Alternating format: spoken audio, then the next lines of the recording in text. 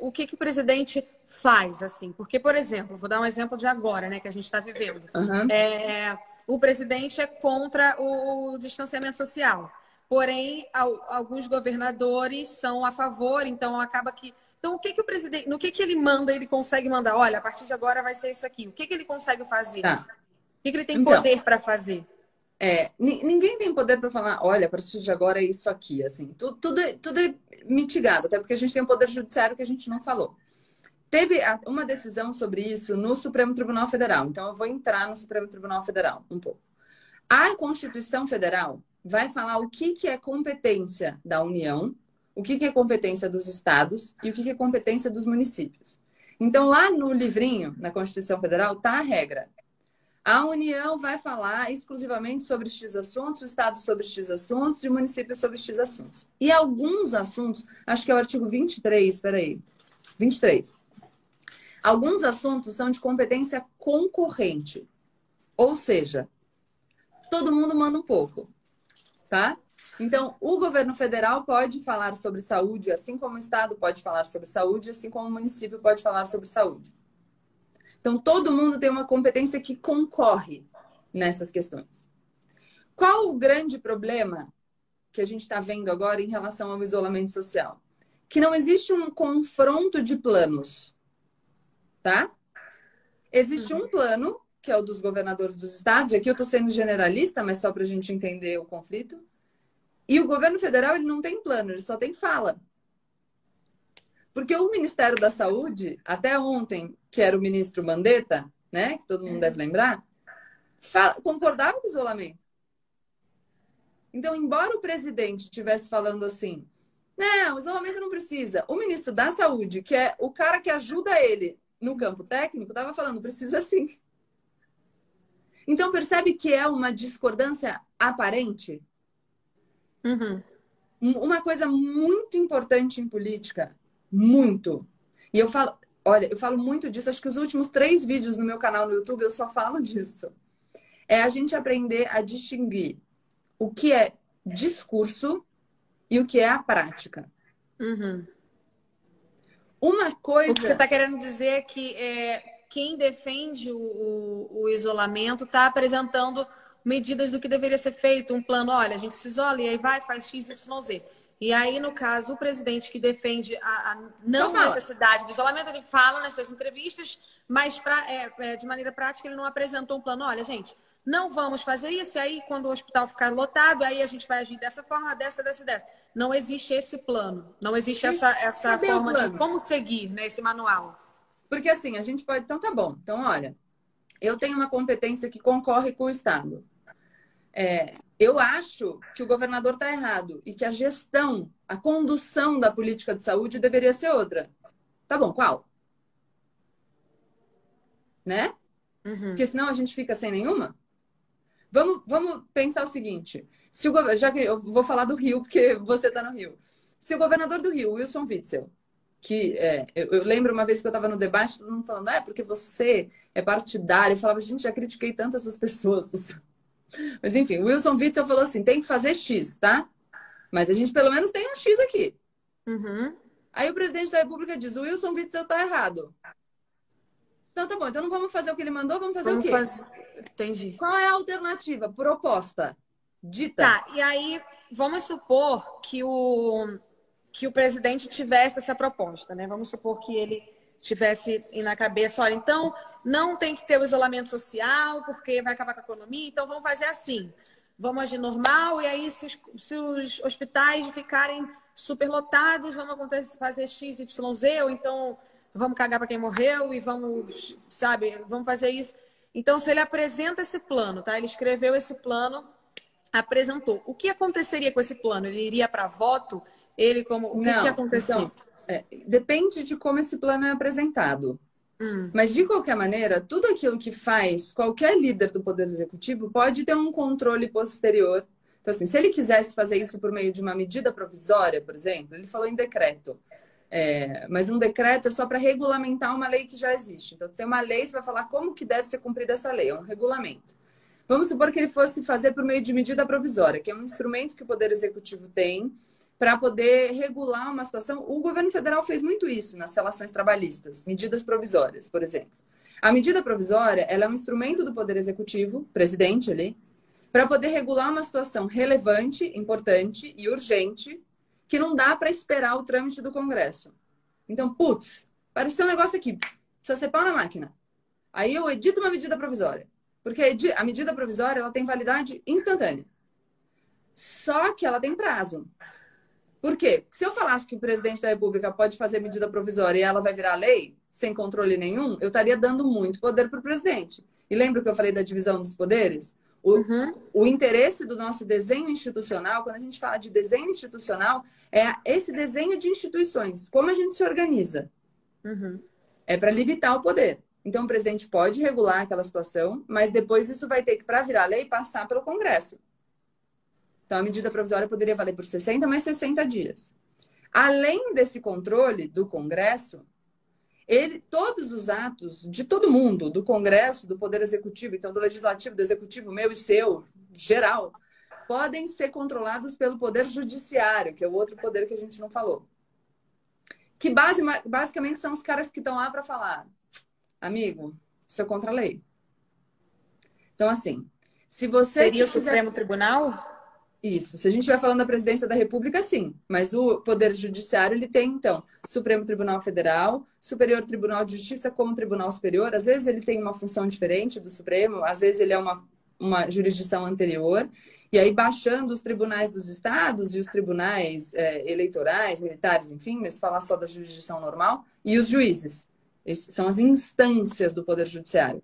Vou falar do criminal, vai. Primeira instância é o juiz e a vara criminal.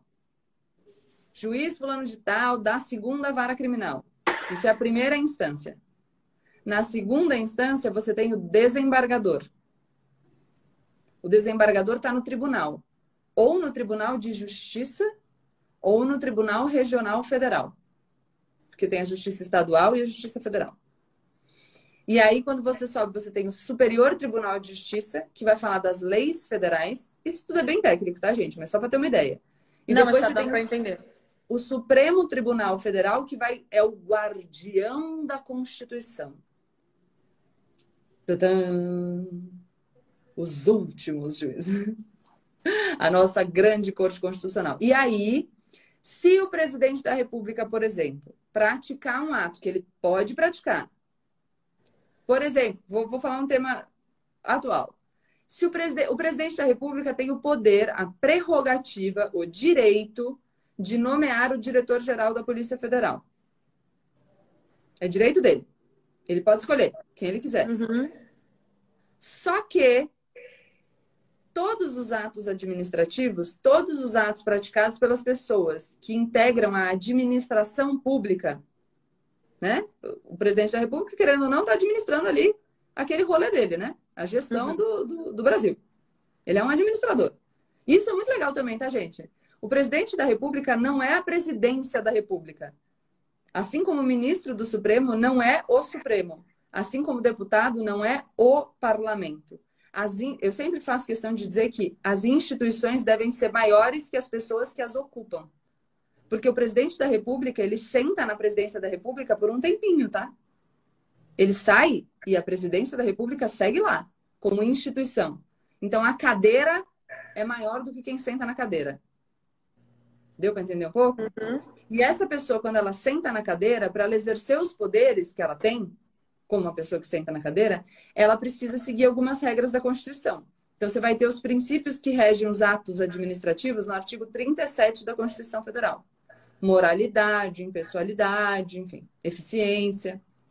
E aí, se o presidente da República faz alguma coisa que está em desacordo com o que diz a Constituição Federal, o que o Supremo pode fazer? CREO. Tá errado, não vai poder. E aí você percebe como um poder vai controlando o outro? Essa é a divisão dos poderes e esse é o sistema de freios e contrapesos. Se um poder exagera, o outro contém. É desse jeito que a gente evita que alguém tenha poder demais.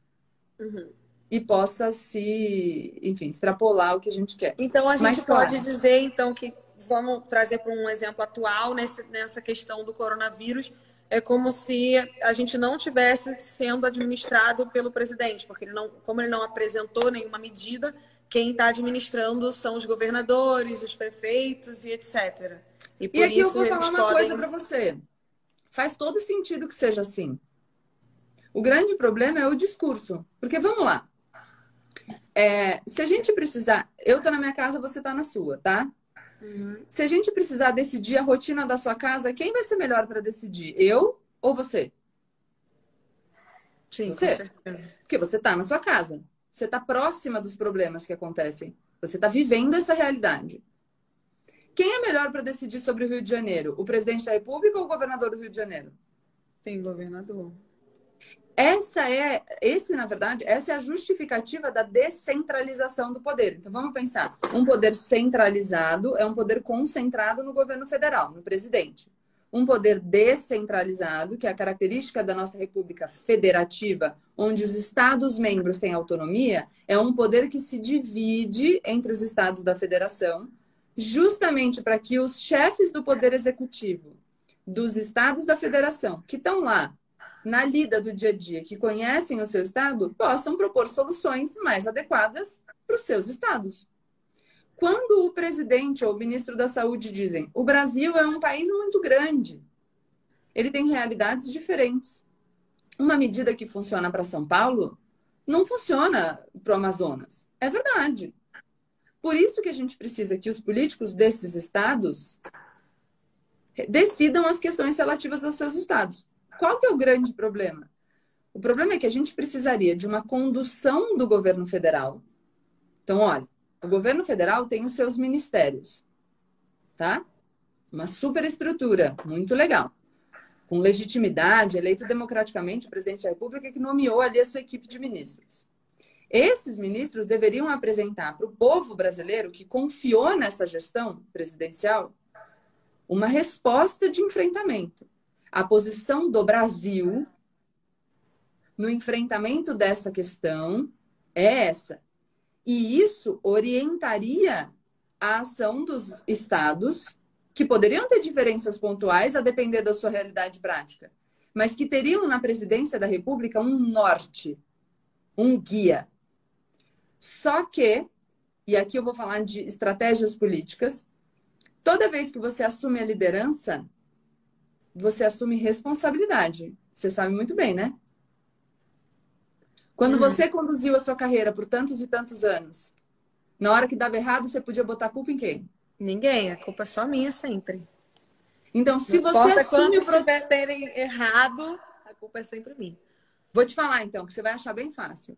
Na sua carreira, e você como sua empresária, você é o governo federal. Da sua carreira, você é o presidente da República. Você tem uma equipe? Uhum. Cada um cuida da sua área ali de especialidade. Uhum. Mas você é o norte. Vamos supor que apareceu um chabu que você não estava esperando, assim. Muito puto. Eu acho que vai dar uma... Eu não posso falar... Não sei se eu não sei se posso falar palavrão lá. Vai dar um problema enorme. E aí você fala, acho que isso vai dar ruim. Você tem duas opções. Ou você toma a frente, e se der errado, é o de quem está na reta. É o meu? Ou você chega para sua equipe e fala, queridos, resolvam esse grande problema. E aí, se der errado, você vai poder fazer o quê? Eu vou poder falar que a culpa é deles, mas eu vou ser responsabilizada ainda assim. Então, Mas eu tenho o argumento de dizer que não fui eu. Então, entende que eu Se minha equipe fosse pública como num governo público. Mas aí, querendo ou não, você colocando a culpa na pessoa que você nomeou, você que. Então, mas não é a pessoa que você nomeou, porque no teu caso, você escolheu a sua equipe, mas no caso do presidente da República, ele não escolheu os governadores. Ele escolheu os ministérios, né? Mas os ministérios deles são como se fossem você, na nossa analogia. A gente tem que pensar nos governadores. Então, o que fica muito fácil?